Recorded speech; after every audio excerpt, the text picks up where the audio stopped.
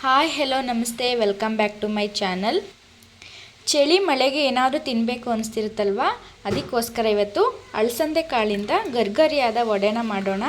ಅದು ಯಾವ ಥರ ಮಾಡೋದು, ಏನು ಬೇಕಾಗಿರೋ ಸಾಮಗ್ರಿಗಳು ನೋಡ್ಕೊಂಡು ಬರೋಣ ಬನ್ನಿ. ನಾನಿಲ್ಲಿ 3 ಲೋಟ ಆಗೋಷ್ಟು ಅಳಸಂದೆ ಕಾಳನ್ನ ನೀರಲ್ಲಿ ನೆನೆಸಿಟ್ಕೊಂಡಿದ್ದೀನಿ.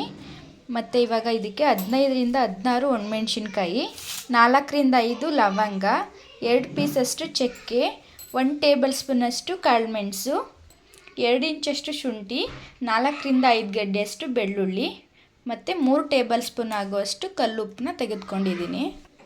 ಸ್ವಲ್ಪ ಇಲ್ಲಿ ಕೊತ್ತಂಬರಿ ಸೊಪ್ಪು, ಇಷ್ಟನ್ನು ಕೂಡ ನೀರು ಹಾಕ್ದೇ ಮಿಕ್ಸರ್ ಗ್ರೈಂಡ್ಗೆ ಹಾಕ್ಕೊಂಡು ನೈಸಾಗಿ ರುಬ್ಕೊಂಡು ಬನ್ನಿ.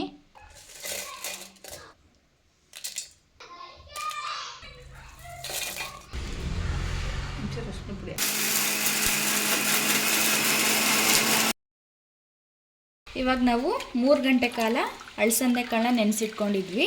ಇವಾಗ ಇದನ್ನು ಒಂದು ಜಾಲರಿ ಬಟ್ಲಿಗೆ ಹಾಕ್ಬಿಟ್ಟು ನೀರೆಲ್ಲ ಸೋಸ್ಕೊಳ್ಳೋಣ.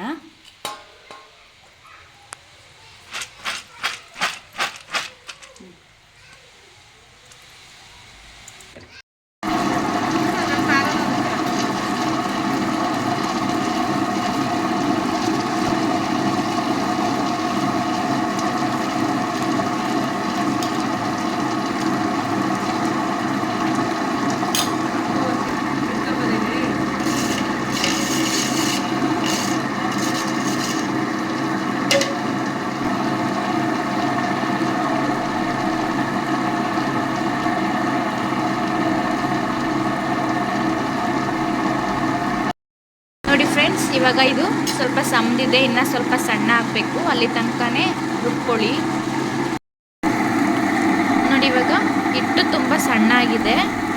ಈ ಹಂತಕ್ಕೆ ಹಿಟ್ಟನ್ನು ಈಗ ತೆಗೆದುಕೊಳ್ಳೋಣ. ಹಿಟ್ಟು ತುಂಬ ಸಾಫ್ಟ್ ಆಗೋ ತನಕ ರುಬ್ಕೊಳ್ಳಿ, ಯಾಕಂದರೆ ಇಲ್ಲಾಂದರೆ ವಡೆ ತುಂಬ ಚೆನ್ನಾಗಿರುತ್ತೆ. ಅದಕ್ಕೋಸ್ಕರ ನೋಡ್ತಾ ಇದ್ದೀರಲ್ವಾ, ಈ ಹದಕ್ಕೆ ಬಂದಿರಬೇಕು ಹಿಟ್ಟು. ಇವಾಗ ಹಿಟ್ಟನ್ನೆಲ್ಲ ಒಂದು ಪಾತ್ರೆಗೆ ಹಾಕಿದ್ದೀನಿ. ದಪ್ಪ ಸೈಜ್ದು ಒಂದು ಈರುಳ್ಳಿನ ಸಣ್ಣದಾಗಿ ಕಟ್ ಮಾಡಿ ಇಟ್ಕೊಂಡಿದ್ದೀನಿ. ಮತ್ತು ಇಲ್ಲಿ ಸ್ವಲ್ಪ ಕರಿಬೇವಿನ ಸೊಪ್ಪನ್ನು ಕೂಡ ಸಣ್ಣದಾಗಿ ಕಟ್ ಮಾಡಿ ಇಟ್ಕೊಂಡಿದ್ದೀನಿ. ಇಲ್ಲಿ ಕೊತ್ತಂಬರಿ ಸೊಪ್ಪನ್ನು ಕೂಡ ಒಂದು ಕಂತೆಯಷ್ಟು ಫುಲ್ಲು ಸಣ್ಣದಾಗಿ ಕಟ್ ಮಾಡಿ ಇಟ್ಕೊಂಡಿದ್ದೀನಿ. ಹಾಗೆ ಇಲ್ಲಿ ನುಗ್ಗೆ ಸೊಪ್ಪನ್ನು ಕೂಡ ಸಣ್ಣದಾಗಿ ಕಟ್ ಮಾಡಿ ಇಟ್ಕೊಂಡಿದ್ದೀನಿ. ಇವಾಗ ಇದನ್ನೆಲ್ಲ ಹಿಟ್ಟೊಳಗಡೆ ಹಾಕ್ಕೊಂಡು ಮಿಕ್ಸ್ ಮಾಡ್ಕೊಳ್ಳೋಣ.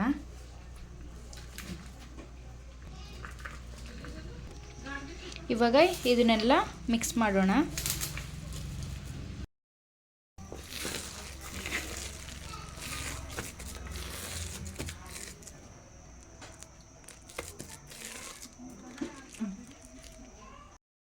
ಇವಾಗ ಹಿಟ್ಟೆಲ್ಲ ರೆಡಿಯಾಗಿದೆ. ಇವಾಗ ಇದನ್ನು ಸಣ್ಣ ಸಣ್ಣದಾಗಿ ಉಂಡೆ ಮಾಡಿಕೊಂಡು ಈ ಥರ ತಟ್ಕೊಳ್ಳಿ. ನೋಡಿ, ಈ ಥರ ರೌಂಡ್ ಶೇಪಲ್ಲಿ ಇರಲಿ. ಇವಾಗ ಇದನ್ನು ಕಾಯ ಎಣ್ಣೆಗೆ ಹಾಕ್ಕೊಳ್ಳೋಣ.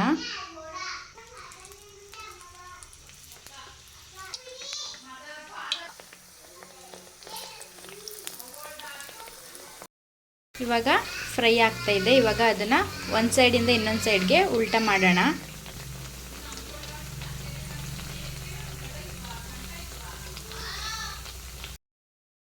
ಇವಾಗ ಇದು ಫ್ರೈ ಆಗಿದೆ, ಎಣ್ಣೆಯಿಂದ ತಗೊಳ್ಳೋಣ.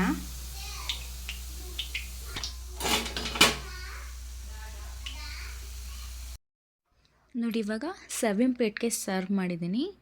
ಗರ್ಗರಿಯಾದ ಅಳಸಂದೆ ಕಾಳಿನ ವಡೆ ರೆಡಿಯಾಗಿದೆ. ಬನ್ನಿ ಟೇಸ್ಟ್ ಮಾಡೋಣ ಯಾವ ಥರ ಇದೆ ಅಂತ. ಇನ್ನು ನನ್ನ ಚಾನಲ್ನ ಯಾರೆಲ್ಲ ಸಬ್ಸ್ಕ್ರೈಬ್ ಮಾಡ್ಕೊಂಡಿಲ್ಲ, ಪ್ಲೀಸ್ ಬೇಗ ಹೋಗಿ ಸಬ್ಸ್ಕ್ರೈಬ್ ಮಾಡ್ಕೊಳ್ಳಿ. ಹಾಗೆ ಲೈಕ್ ಮಾಡಿ, ಶೇರ್ ಮಾಡಿ, ಕಮೆಂಟ್ಸ್ ಮಾಡೋದು ಮರಿಬೇಡಿ friends. Thank you for watching.